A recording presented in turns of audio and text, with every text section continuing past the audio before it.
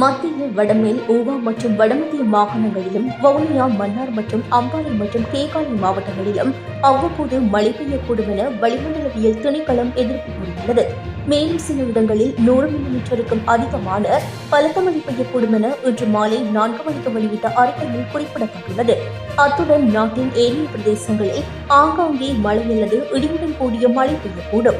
இந்த மழை நிலைமை நாளையும் தொடரும் என்பதோடு நாளை வடக்கு, கிழக்கு, மத்திய, வடமத்திய, ஊவா மற்றும் வடமேல் மாகாணங்களில் அவ்வப்போது மழை அல்லது இடியுடன் கூடிய மழை பெய்யக்கூடும்.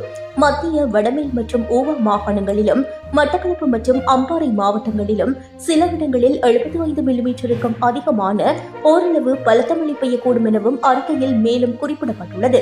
மேலும் சப்ரகமுவ மற்றும் மத்திய மாகாணங்களிலும் காலி மற்றும் மாத்தறை மாவட்டங்களிலும் சில இடங்களில் அதிகாலை வேளையில் பனிமூட்டமான நிலை காணப்படலாம். இடியுடன் கூடிய மழையுடன் ஏற்படக்கூடிய தற்காலிகமான பலத்த காற்று மற்றும் மின்னல் தாக்கங்களால் ஏற்படக்கூடிய விபத்துக்களை குறைத்துக் கொள்ள தேவையான நடவடிக்கைகளை மேற்கொள்ளுமாறு வளிமண்டலவியல் திணைக்களம் பொதுமக்களை அறிவுறுத்தியுள்ளது.